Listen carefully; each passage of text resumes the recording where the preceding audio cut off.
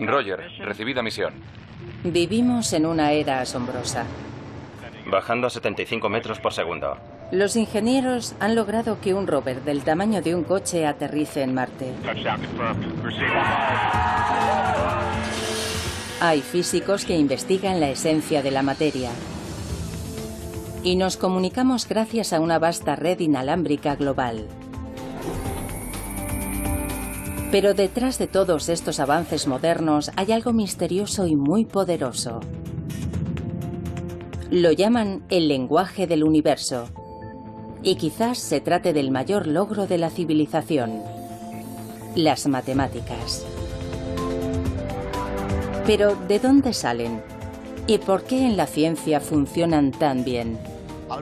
Albert Einstein se preguntaba, ¿cómo es posible que las matemáticas expliquen tan bien cómo funciona el universo? ¿Son las matemáticas humanas? No parece existir un límite en las habilidades numéricas de los animales. ¿Está en ellas la clave del cosmos? Yo creo que nuestro mundo físico solo tiene propiedades matemáticas. A continuación, el gran misterio de las matemáticas.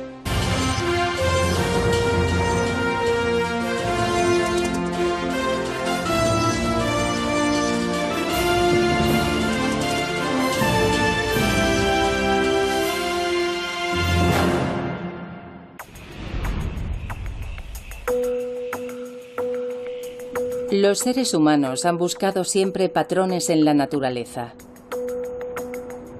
Hace miles de años contemplaron las estrellas y descubrieron algo que llamaron constelaciones. Incluso creían que éstas controlaban nuestro destino. Observaron cómo el día daba paso a la noche y la noche al día, y cómo se sucedían las estaciones. A ese patrón lo llamamos tiempo. Vemos patrones simétricos en el cuerpo humano y en las rayas del tigre, y los incorporamos en lo que creamos, desde el arte hasta nuestras ciudades. Pero, ¿qué nos dice eso a nosotros? ¿Por qué la forma espiral de la concha del Nautilus es tan similar a una galaxia o a la espiral que vemos cuando cortamos una col? Cuando los científicos quieren comprender los patrones de nuestro mundo, a menudo recurren a una poderosa herramienta: las matemáticas. Cuantifican sus observaciones y usan técnicas matemáticas para examinarlas, esperando descubrir las causas subyacentes en el ritmo de la naturaleza. Y funciona, desvelando desde los secretos ocultos tras las órbitas de los planetas hasta las ondas electromagnéticas que conectan nuestros teléfonos móviles. Las matemáticas incluso nos conducen hasta las partes constructivas subatómicas de la materia, lo cual plantea una pregunta: ¿por qué funcionan? ¿Existe una naturaleza matemática inherente a la realidad? ¿O están en nuestra cabeza?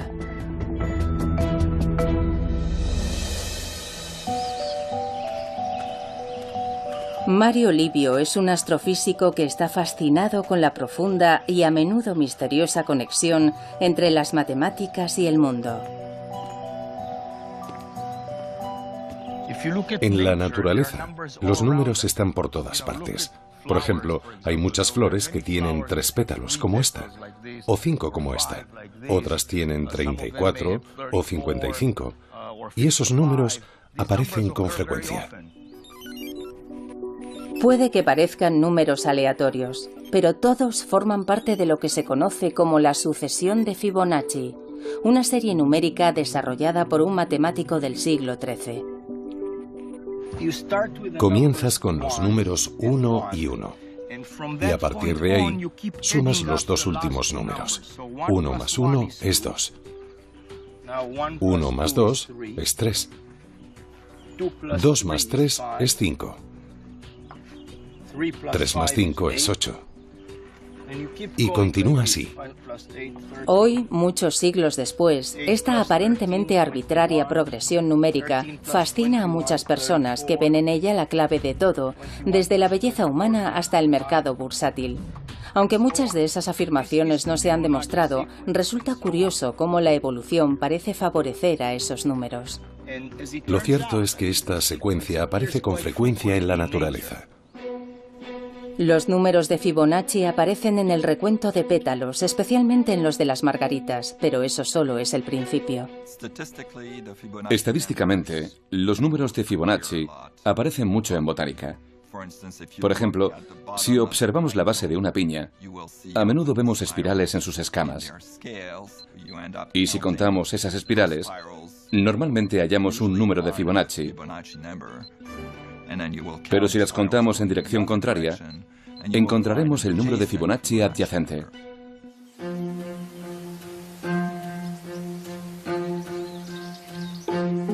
Hay dos grupos de espirales, y si contamos las espirales en cada dirección, ambas son números de Fibonacci. Aunque hay algunas teorías que explican la conexión botánica de Fibonacci, aún se siguen planteando preguntas fascinantes. ¿Saben matemáticas las plantas? La respuesta a esa pregunta es no. No necesitan saber matemáticas. En una forma muy simple y geométrica, las plantas, en muchos casos, disponen de una pequeña máquina que crea la secuencia de Fibonacci. Las misteriosas conexiones entre el mundo físico y las matemáticas son muy profundas. Todos conocemos el número pi, la relación entre la longitud de una circunferencia y su diámetro, y sabemos que sus dígitos decimales continúan hasta el infinito sin seguir un patrón repetitivo. Recientemente, en el año 2013, se calcularon 12,1 billones de dígitos, pero de alguna forma, pi es mucho más que eso. Pi aparece en un sinfín de fenómenos que no tienen aparentemente, al menos, nada que ver con circunferencias ni nada parecido. Sobre todo aparece bastante en la teoría de la probabilidad. Supongamos que cojo esta aguja. La longitud de la aguja es igual a la distancia entre las líneas que hay en esta hoja de papel. Y supongamos que dejo caer la aguja sobre el papel. A veces, cuando la aguja cae, atraviesa una línea. Otras veces cae sobre una línea. Resulta que la probabilidad de que la aguja atraviese una línea es exactamente de 2 entre pi, o aproximadamente de un 64%. Bien, eso significa que, en principio, yo podría dejar caer esta aguja millones de veces. Podría contar las veces que atraviesa la línea y las que no. Y en realidad estaría calculando el número pi. Aunque aquí no hay círculos, ni el diámetro de un círculo, ni nada parecido. Es asombroso.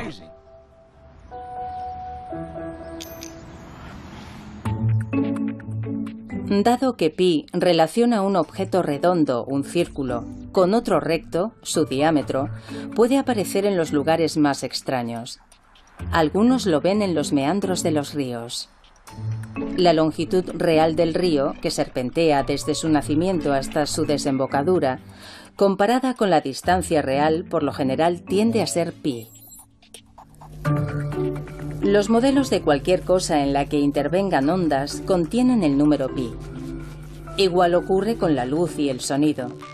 Pi nos dice qué colores deberían aparecer en un arco iris y cómo sonará un do medio en un piano.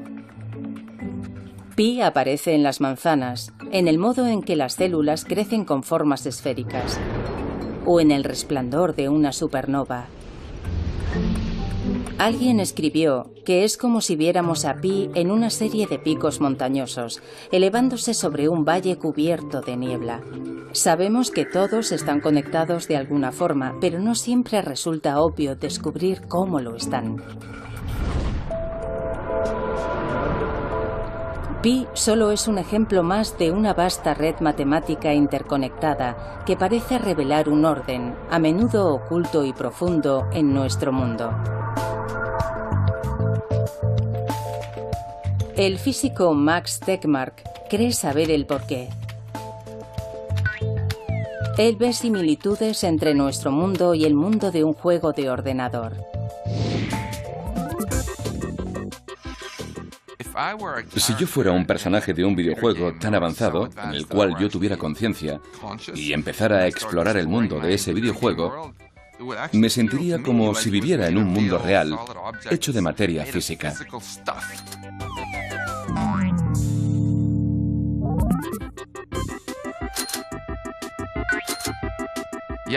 Pero si, como el físico curioso que soy, empezara a estudiar las propiedades de la materia, las ecuaciones que otorgan a todas las cosas sus propiedades, finalmente descubriría que todas esas propiedades son matemáticas. Son las propiedades matemáticas que el programador habría introducido en el software del videojuego. Las leyes de la física en un juego, por ejemplo, cómo un objeto flota, rebota o choca, solo son reglas matemáticas creadas por un programador. Básicamente, los números y las ecuaciones dan forma a todo el universo de un videojuego.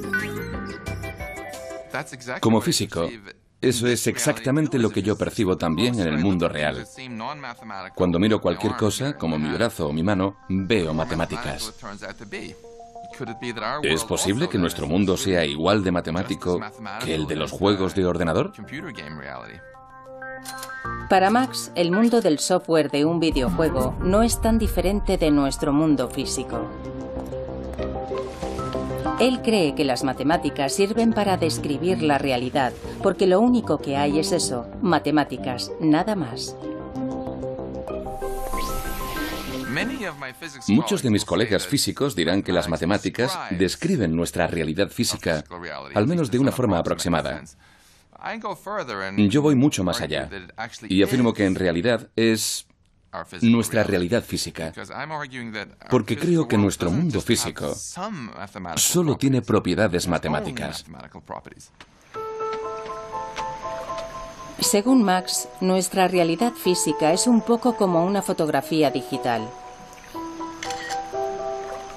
La foto se parece al lago. Pero a medida que nos acercamos más y más, vemos que en realidad es un campo de píxeles. Cada uno de ellos está representado por 3 números que determinan la cantidad de rojo, verde y azul. Aunque el universo es vasto tanto en tamaño como en complejidad y describirlo requiere una sucesión de números increíblemente larga, Max ve su estructura matemática subyacente como algo muy simple. Tan solo 32 números, constantes, como la masa de las partículas elementales, junto con un puñado de ecuaciones matemáticas, las leyes fundamentales de la física. Y todo cabe en una pared, aunque aún hay algunos interrogantes. Aunque desconozcamos qué es lo que irá aquí exactamente, estoy convencido de que serán ecuaciones matemáticas. Al final, todo son matemáticas. La visión Matrix del mundo de Max Tegmark, en el que las matemáticas no solo describen la realidad, sino que son su esencia, puede parecer radical, pero tiene raíces profundas en la historia.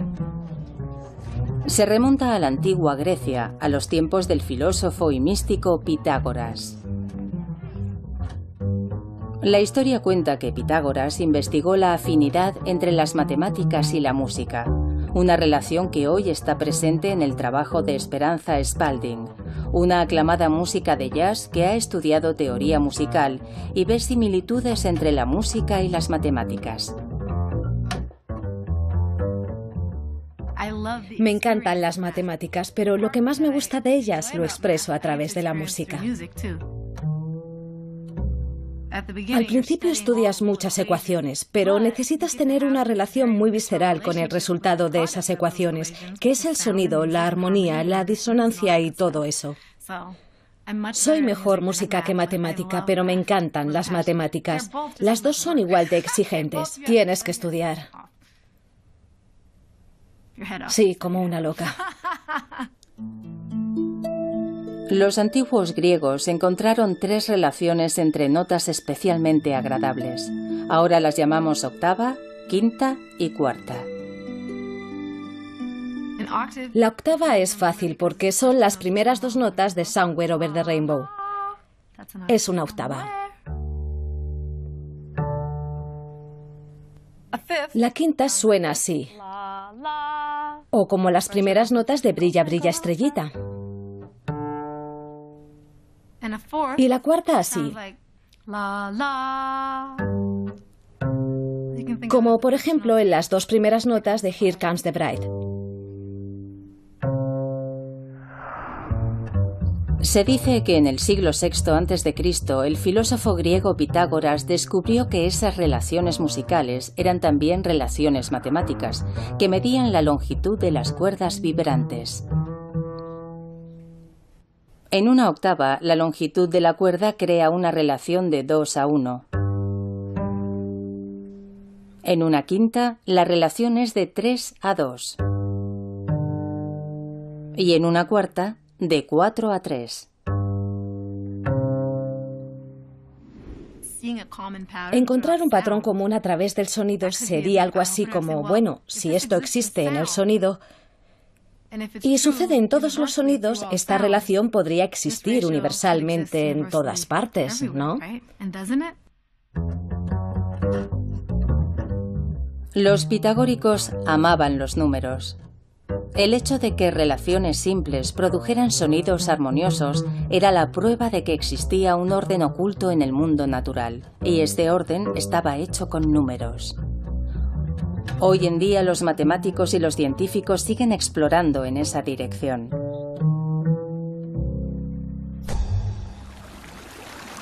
De hecho, hay muchos otros fenómenos físicos que siguen relaciones simples.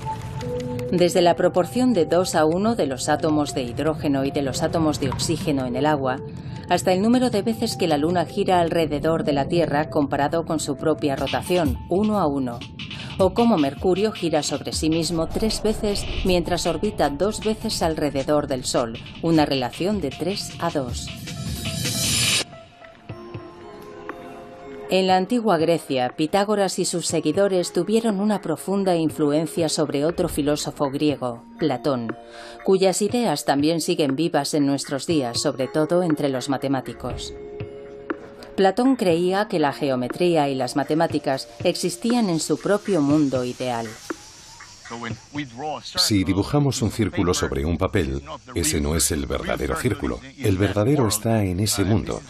Y esto solo es una aproximación a ese círculo real. Lo mismo ocurre con las demás formas. A Platón le gustaban mucho estos 5 sólidos, los sólidos platónicos, como los llamamos hoy, y les asignó los elementos que formaban el mundo según su concepción. El estable cubo era la Tierra. El tetraedro con sus esquinas puntiagudas era el fuego. El rítmico octaedro era el aire.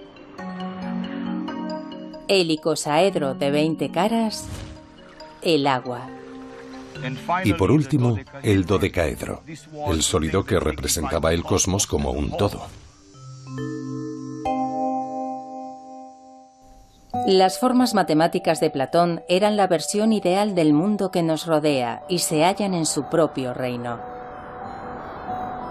Y aunque pueda parecer extraño que las matemáticas existan en su propio mundo y que modelen todo lo que vemos en él, incluso hoy muchos matemáticos y científicos tienen la sensación de que cuando hacen matemáticas solo están descubriendo algo que ya estaba ahí fuera. Cuando trabajo, las matemáticas se revelan ante mí. Tengo la sensación de que hay algo ahí fuera que intento encontrar, comprender y alcanzar. Con la matemática moderna, es como si siempre existiera algo antes de que tú llegaras ahí. En mi opinión, lo que estudiamos los matemáticos es más un descubrimiento que una invención, porque estamos descubriendo algo sobre la forma en la que funciona nuestra mente cuando interactúa con el mundo. Bueno, eso lo sé, porque es lo que hago.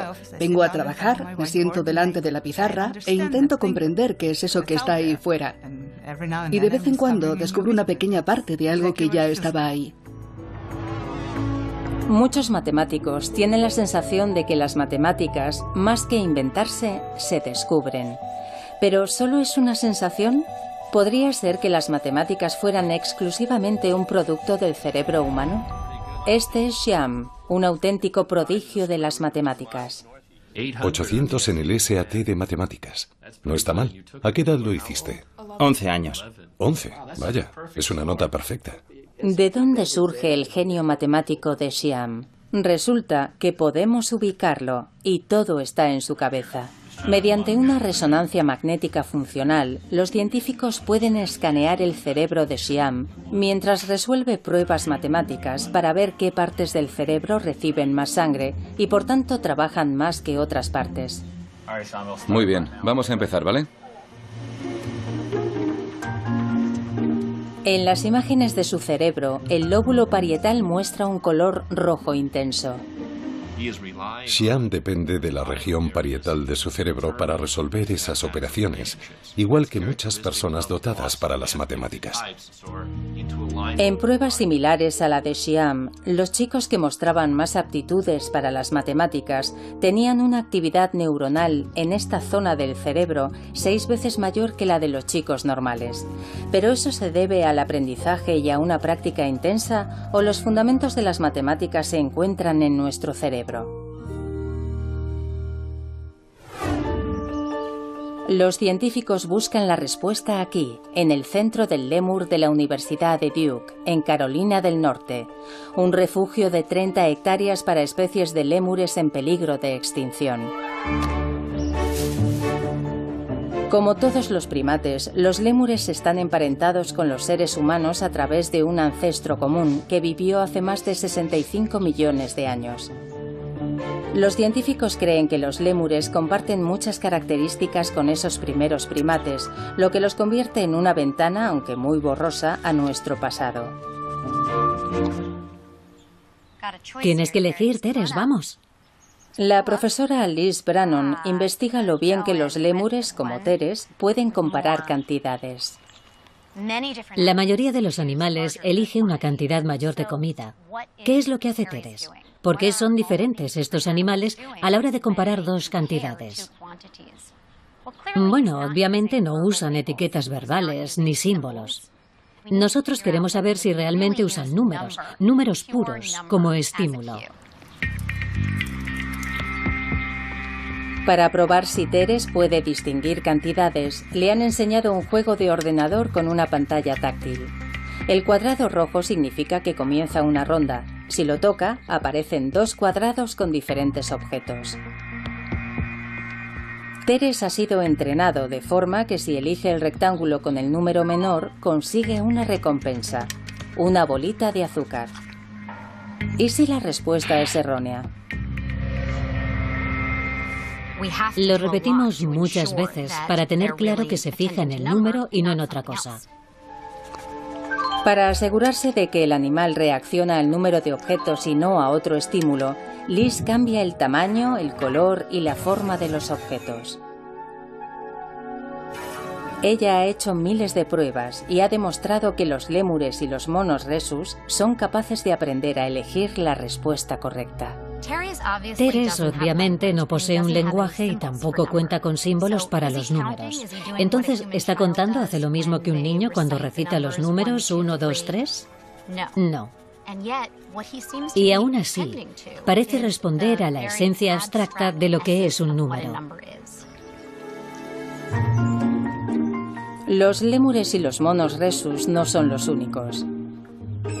Las ratas, las palomas, los peces, los mapaches, los insectos, los caballos y los elefantes también demuestran ser sensibles a la cantidad, igual que los bebés humanos.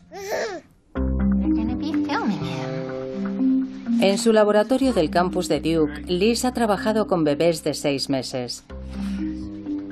Todos miraban más tiempo a la pantalla con un número cambiante de objetos, siempre que el cambio fuera lo bastante evidente como para captar su atención. Liz también ha puesto a prueba a alumnos universitarios. Les pedía que no contaran, solo debían comparar cantidades y responder lo más rápido posible en la pantalla táctil. ¿El resultado? casi el mismo que el de los lémures y los monos rhesus. De hecho, algunos humanos no son tan buenos como nuestros monos, y otros son mucho mejores. La respuesta humana es muy variable, pero por lo general es muy similar a la de un mono.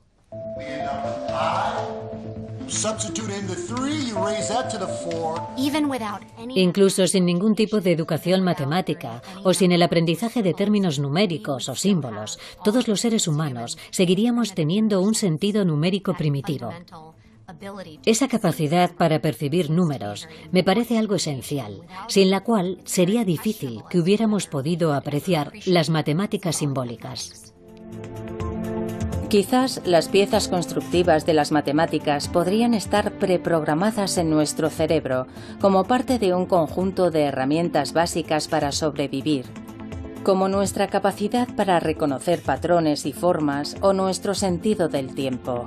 Sobre ese fundamento hemos creado una de las mayores invenciones de la cultura humana, las matemáticas. Pero el misterio sigue ahí. Si todo está en nuestra mente, ¿por qué las matemáticas han sido tan efectivas?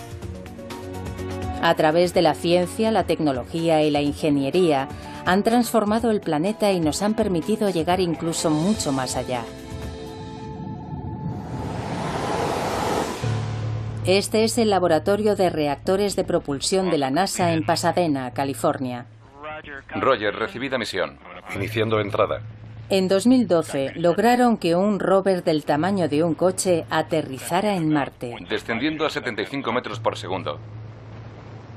Aterrizaje confirmado.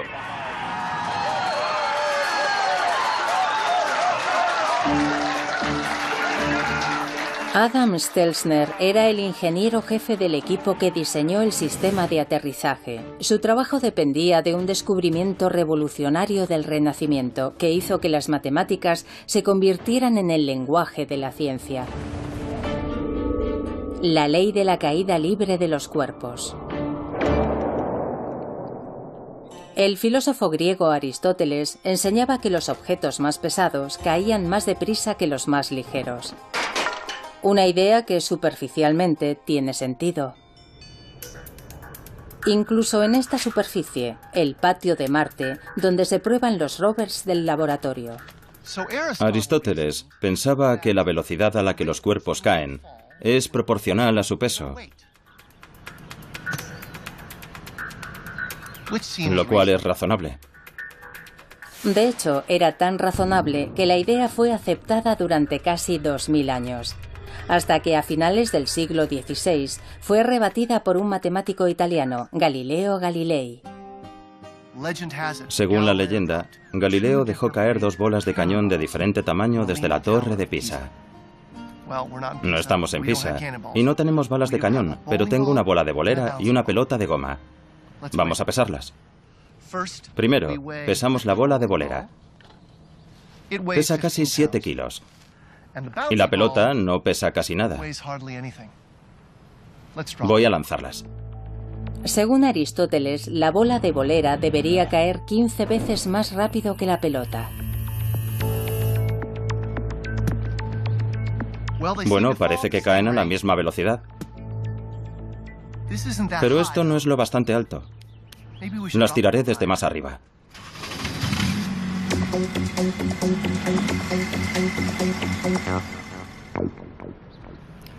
Ed está a 6 metros de altura.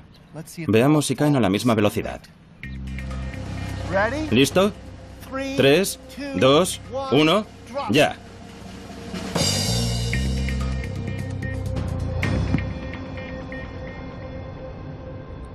Galileo estaba en lo cierto. Aristóteles pierde.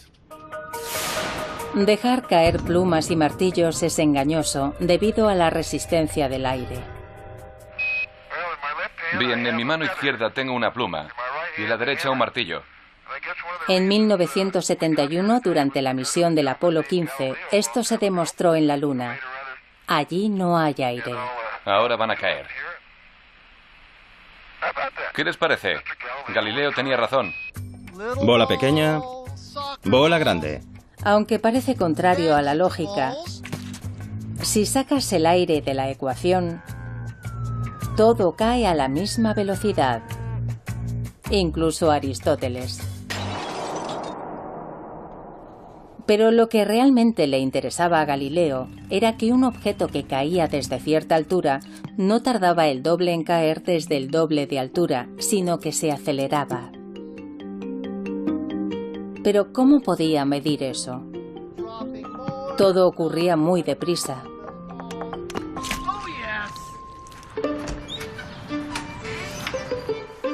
A Galileo se le ocurrió una solución muy ingeniosa. Construyó una rampa, un plano inclinado, para reducir el movimiento de caída y poder medirlo. Vamos a usar esta rampa para encontrar la relación entre la distancia y el tiempo. Para el tiempo usaré una unidad arbitraria, un Galileo. Un Galileo. La longitud de la rampa que la bola recorre durante un Galileo será la unidad de distancia. Tenemos una unidad de distancia en una unidad de tiempo. Ahora lo probaremos contando hasta 2. Un Galileo, 2 Galileos. En 2 unidades de tiempo, la bola ha recorrido 4 unidades de distancia. Ahora veamos lo lejos que llega en 3 Galileos. Un Galileo, 2 Galileos, 3 Galileos. En 3 unidades de tiempo, la bola ha recorrido 9 unidades de distancia. Bien, aquí está. Ya tenemos una relación matemática entre tiempo y distancia. El ingenioso uso de una rampa demostró que los objetos al caer siguen leyes matemáticas. La distancia que la bola recorre es directamente proporcional al tiempo al cuadrado. Esa relación que observó Galileo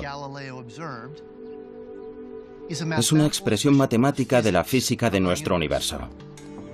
La observación que Galileo realizó hace siglos acerca de los cuerpos que caen sigue siendo igual de válida hoy. Es la misma expresión matemática que podemos usar para entender cómo caen las cosas aquí en la Tierra, rodando por una rampa, o incluso para aterrizar el rover Curiosity en la superficie de Marte. Es el poder de las matemáticas. En la visión de Galileo, las matemáticas podían usarse como herramienta para desvelar y descubrir las reglas ocultas de nuestro mundo. Más tarde escribió: "El universo está escrito en lenguaje matemático".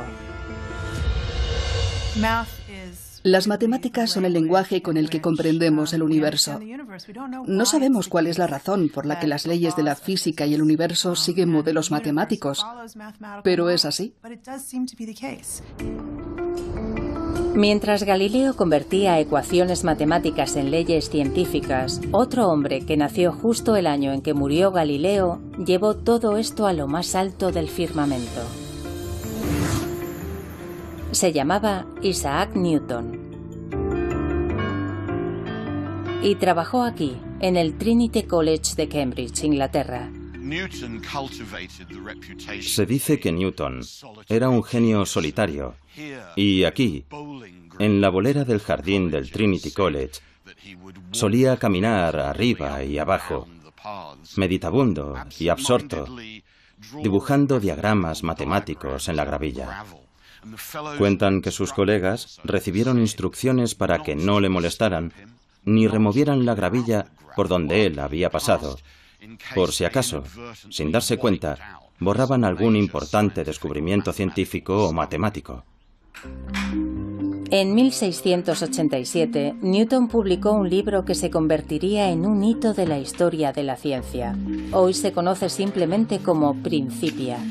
En él, Newton recogía observaciones realizadas en todo el mundo y usaba las matemáticas para explicarlas. Por ejemplo, cómo durante el otoño de 1680 se vio un cometa en el cielo. Newton reunió datos de todo el mundo para reconstruir el camino del cometa. El 19 de noviembre comenzaba con una observación hecha en Cambridge, Inglaterra, a las 4:30 de la mañana. Y luego hay otra a las 5 de la mañana, en Boston, Nueva Inglaterra. Newton acumulaba datos recogidos por observadores repartidos por todo el mundo para reconstruir, con cálculos de una precisión sin precedentes, el recorrido de ese gran cometa por el firmamento. La idea revolucionaria de Newton fue que la fuerza que hacía que el cometa girara a toda velocidad alrededor del Sol era la misma fuerza que hacía que las balas de cañón volvieran a caer en la Tierra. Era la misma fuerza oculta tras la ley de los cuerpos que caen de Galileo, que también hacía que los planetas se mantuvieran en su órbita. Newton llamó a esa fuerza gravedad y la describió con precisión en una ecuación sorprendentemente sencilla que explica cómo dos masas se atraen mutuamente tanto aquí, en la Tierra, como en el firmamento.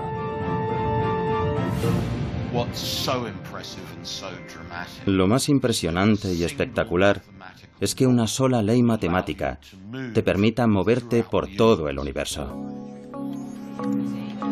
Hoy incluso podemos observarla en acción mucho más allá de la Vía Láctea. Esto es una imagen de dos galaxias que se atraen y están fusionándose. Así es como nace una galaxia. Exacto. Mario Livio forma parte del equipo que trabaja con las imágenes del telescopio espacial Hubble. Durante décadas los científicos han usado el Hubble para explorar más allá de nuestro sistema solar y de las estrellas de nuestra galaxia.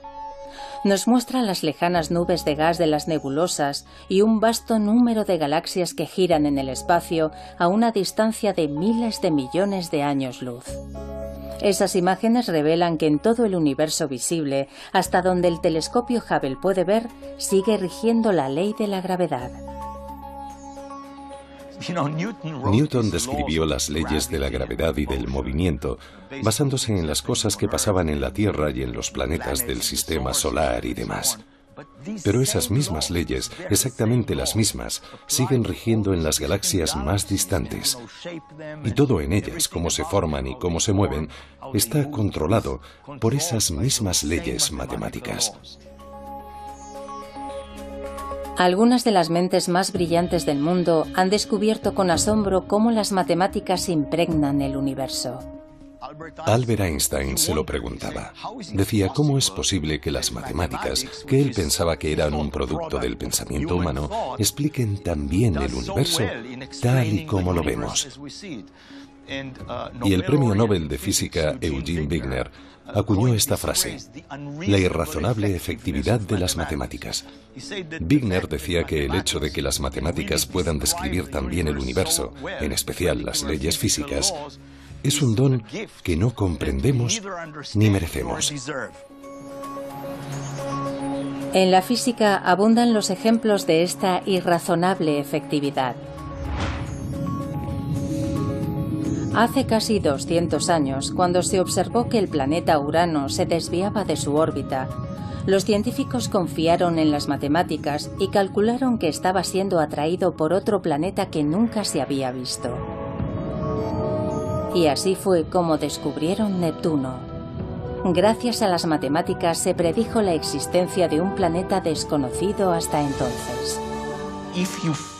Si formulas una pregunta correctamente, las matemáticas te dan la respuesta.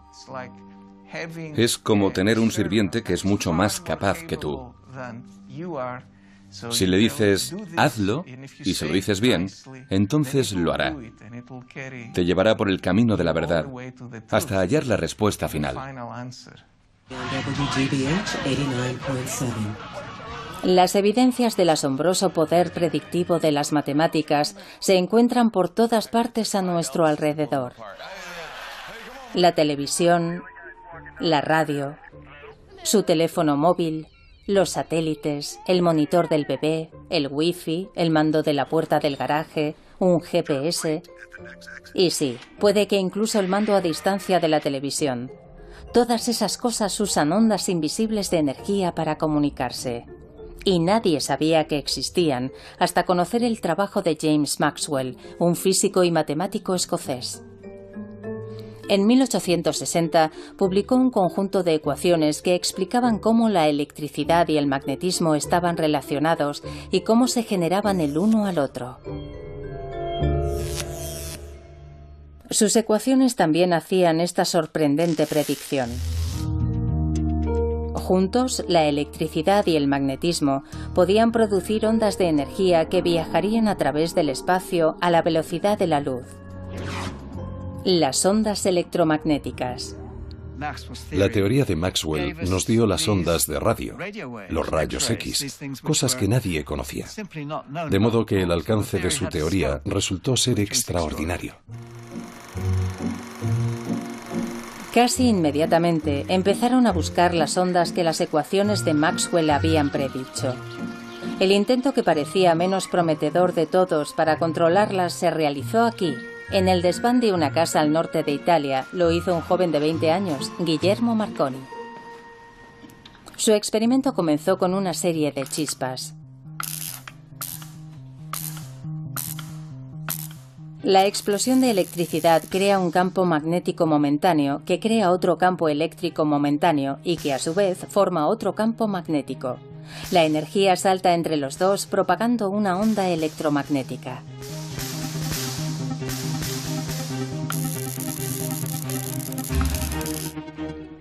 Marconi ideó su sistema para que funcionara en un interior, pero luego lo amplió.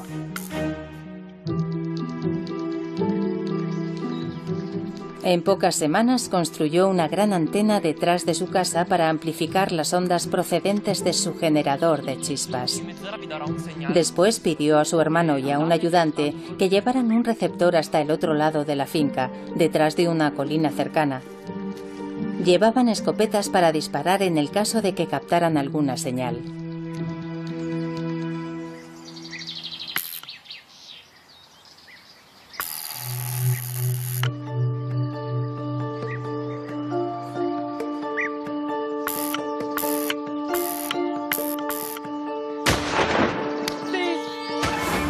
Y funcionó. Detectaron la señal a pesar de que el receptor estaba detrás de la colina, a 1500 metros de distancia. Fue la transmisión más lejana realizada hasta entonces. En menos de 10 años, Marconi consiguió enviar señales de radio a través del Atlántico. De hecho, cuando el Titanic se hundió en 1912, se le atribuyó el mérito de haber salvado muchas vidas, porque sus equipos a bordo del barco permitieron transmitir la señal de socorro. Gracias a las predicciones de las ecuaciones de Maxwell, Marconi pudo controlar una parte oculta de nuestro mundo, inaugurando la era de la comunicación sin cables.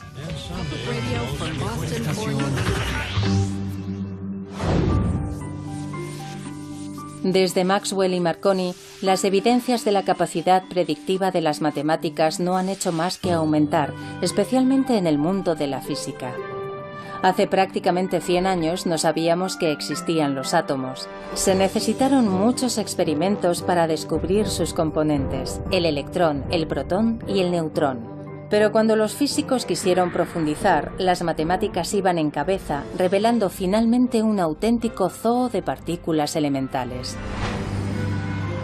Descubrimientos que hoy continúan en el CERN, la Organización Europea para la Investigación Nuclear, en Ginebra, Suiza. Actualmente es más conocido por su gran colisionador de hadrones, un acelerador de partículas circular de 27 kilómetros construido bajo tierra. Este proyecto de 10.000 millones de dólares tiene un objetivo bien conocido: encontrar uno de los bloques constructivos fundamentales del universo. Una partícula subatómica cuya existencia predijeron matemáticamente hace casi 50 años Robert Brout y François Englert en Bélgica y Peter Higgs en Escocia. Peter Higgs reunió las ecuaciones de la física más avanzadas que teníamos y tras muchos cálculos se dijo: Si construimos una máquina lo bastante sofisticada como para hacer que las partículas choquen entre sí a una velocidad próxima a la de la luz, descubriremos una nueva partícula. El descubrimiento de la partícula de Higgs sería la prueba del campo de Higgs, una melaza cósmica que es el material de la masa de nuestro mundo, lo que habitualmente experimentamos como peso. Sin masa, todo viajaría a la velocidad de la luz y nunca se combinaría formando átomos. Eso es lo que convierte al campo de Higgs en una parte fundamental de la física. Y por eso llaman a la partícula de Higgs partícula de Dios. En 2012 se pudo constatar la veracidad del trabajo realizado por Peter Higgs y sus colegas hace unas décadas. Los experimentos del CERN confirmaron la existencia de la partícula de Higgs. Lo construimos, funcionó y viajamos gratis a Estocolmo.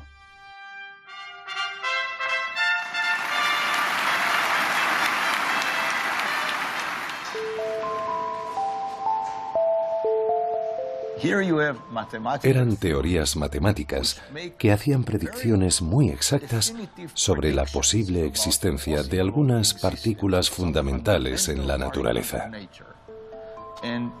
Y lo creas o no, se hicieron experimentos y se descubrieron las partículas que las matemáticas habían predicho. Para mí es algo asombroso. ¿Por qué funciona y por qué son las matemáticas tan poderosas? ¿Son una verdad de la naturaleza o tienen algo que ver con la forma en la que nosotros, los seres humanos, percibimos la naturaleza? Para mí es un rompecabezas fascinante. Yo no conozco la respuesta. En la física, las matemáticas tienen un amplio historial de éxitos. ¿Pero son irrazonablemente efectivas? No todo el mundo piensa igual. En mi opinión es una ilusión. Creo que lo que ha pasado es que han optado por construir la física usando las matemáticas que se habían practicado y desarrollado históricamente. Luego lo miran todo y eligen algo que se puede estudiar usando las matemáticas que conocemos. Pero en realidad hay un vasto océano de otras cosas que son realmente inaccesibles para esos métodos. Con el éxito de los modelos matemáticos en la física, es fácil ignorar cuándo no funcionan tan bien, como por ejemplo, en la predicción del tiempo. Hay una razón por la que los meteorólogos predicen el tiempo para la siguiente semana, pero no mucho más allá. En predicciones más a largo plazo, los pequeños errores se convierten en grandes errores. La previsión diaria es demasiado compleja y caótica para obtener modelos precisos, y no es la única.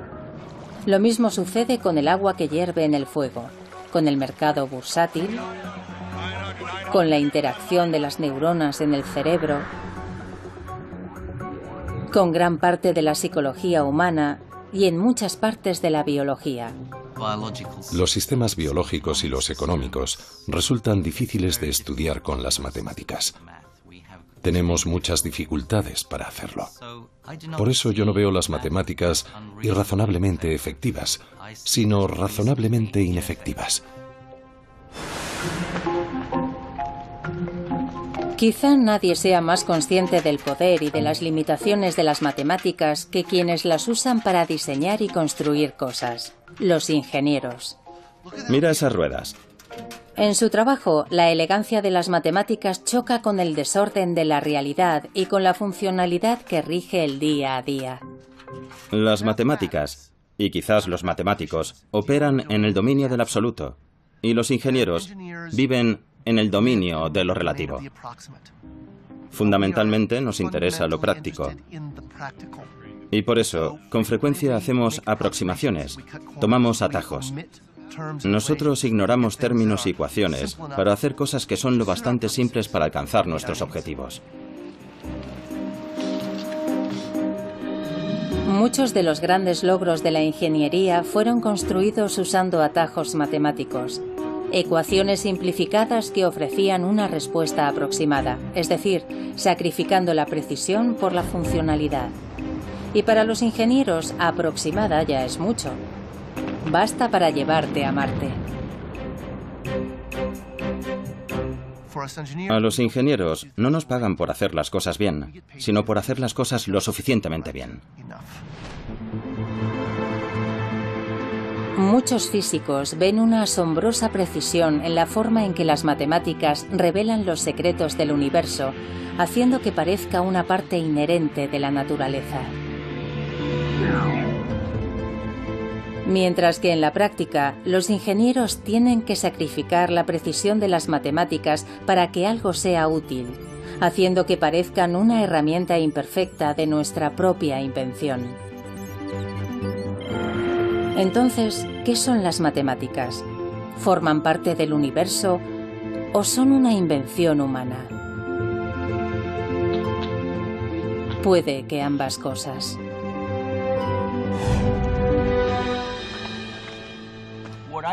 Para mí, las matemáticas son una intrincada combinación de invenciones y descubrimientos.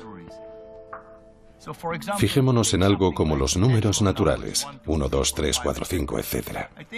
Yo creo que lo que pasó es que la gente observaba muchas cosas y veían, por ejemplo, que había 2 ojos, 2 pechos, 2 manos y demás. Y tras algún tiempo, de todo eso abstrajeron el número 2. Según Mario, 2 se convirtió en un concepto inventado, como el resto de los números naturales. Pero después la gente descubrió que esos números tenían todo tipo de intrincadas relaciones. Eso eran descubrimientos. Inventamos el concepto y después descubrimos las relaciones entre los diferentes conceptos. Entonces, ¿esa es la respuesta? ¿Son las matemáticas un invento y también un descubrimiento? Es una pregunta con 2 respuestas. Sí, parece que ya estaba ahí. Y sí, es algo que surge de la naturaleza creativa más profunda del ser humano. Puede que tengamos alguna idea sobre cómo funciona todo esto, pero no conocemos todas las respuestas. Al final, sigue siendo el gran misterio de las matemáticas.